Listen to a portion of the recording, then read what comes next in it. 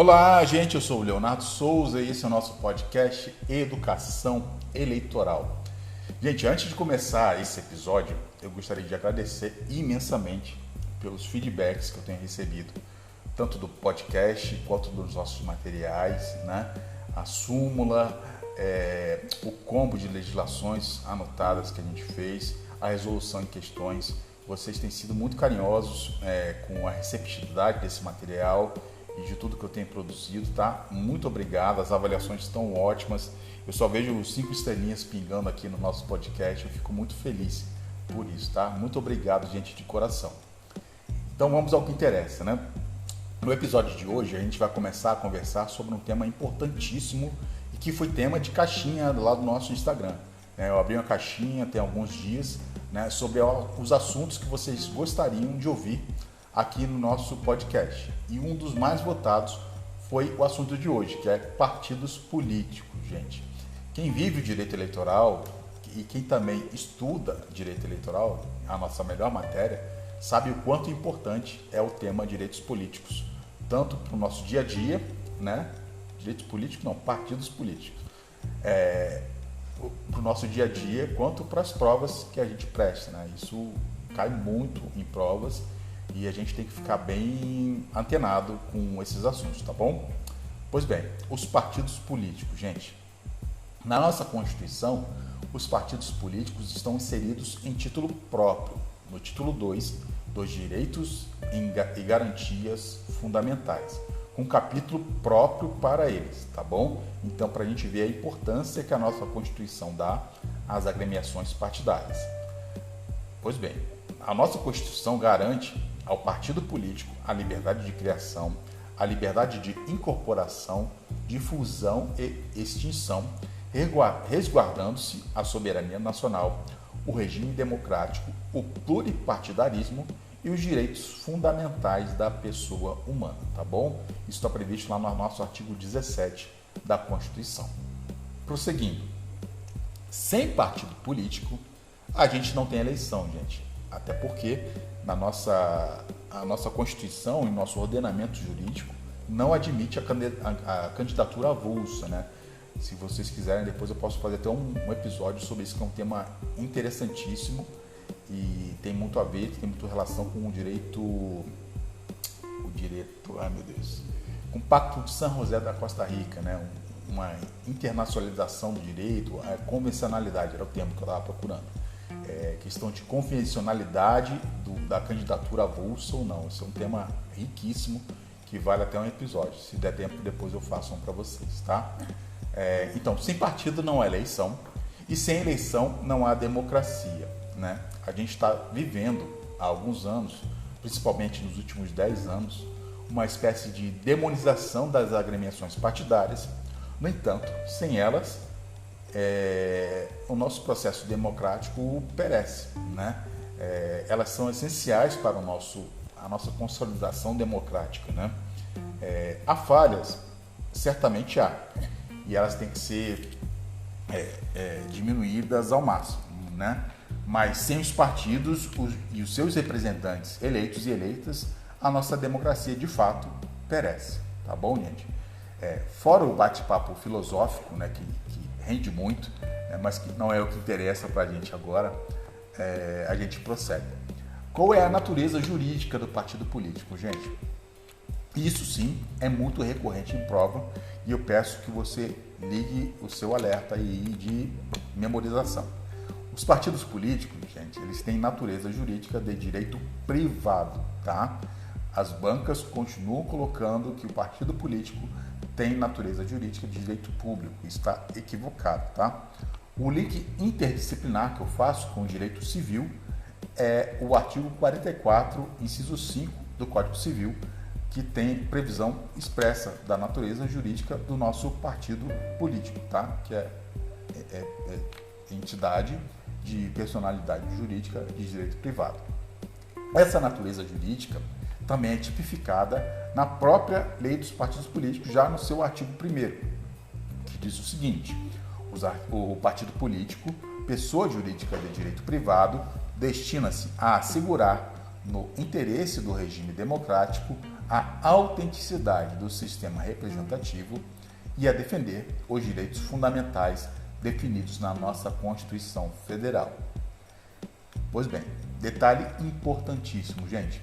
O partido político é entidade de direito privado que não se equipara a entidade paraestatal, tá?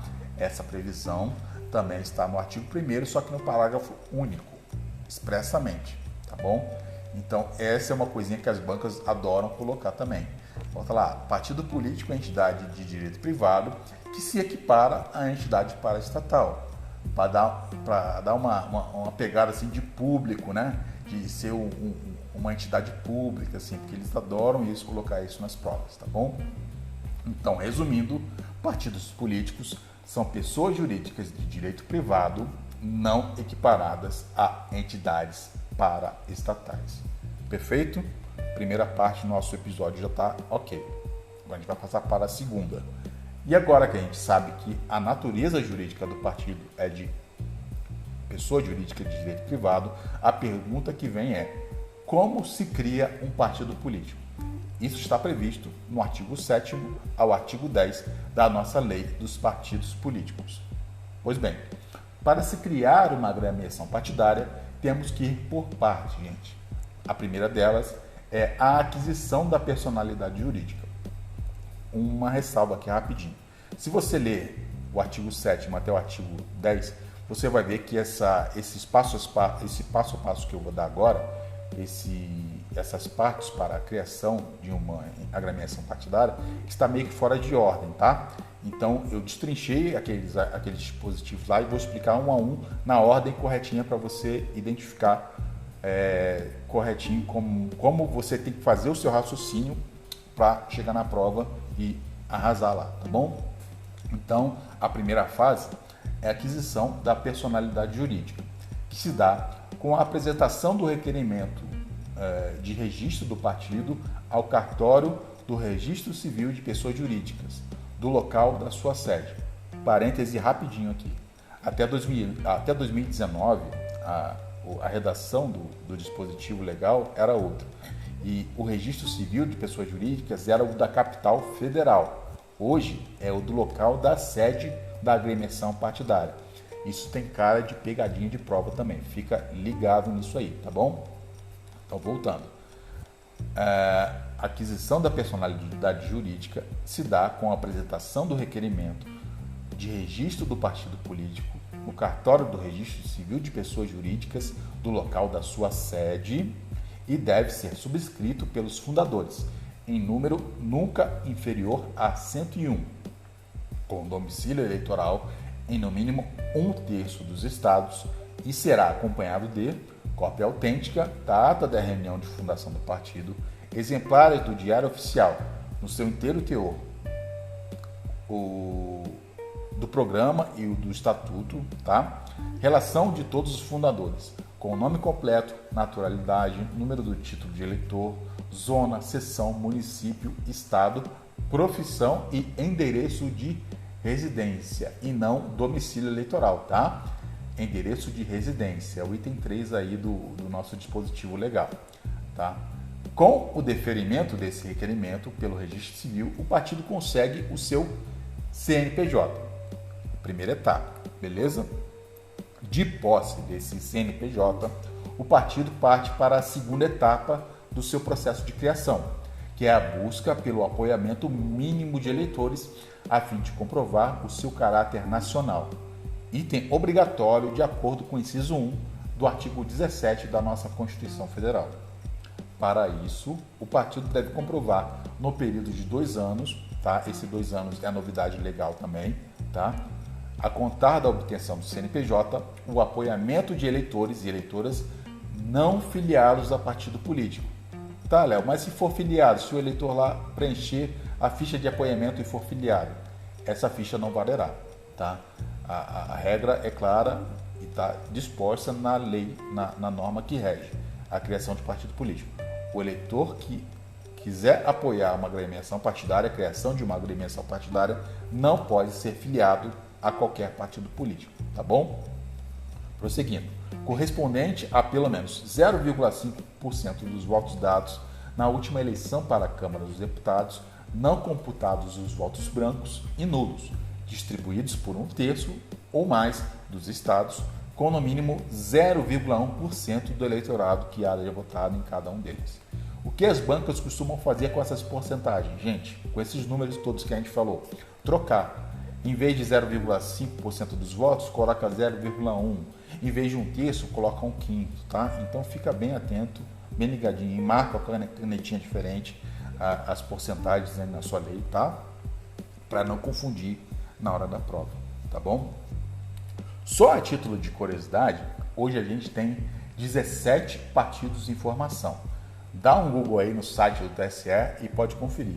Hoje a gente tem 17 agremiações partidárias ou futuras agremiações partidárias tentando se formar, né? Nesse procedimento aí de buscar CNPJ, de buscar assinaturas para a sua criação, tá bom, gente? Isso não tem relevância nenhuma para a prova, tá? É só uma curiosidade mesmo.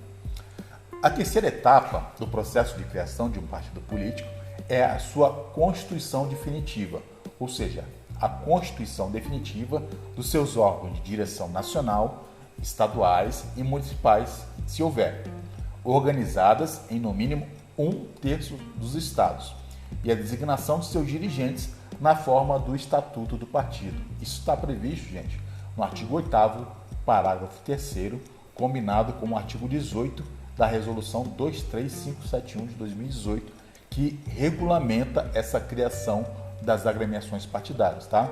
Essa resolução não costuma cair em provas de concurso, mas é uma direção que o TSE dá, uma regulamentação, na verdade, para a criação das agremiações partidárias. Eu só citei aqui para você saber que ela existe de fato, tá?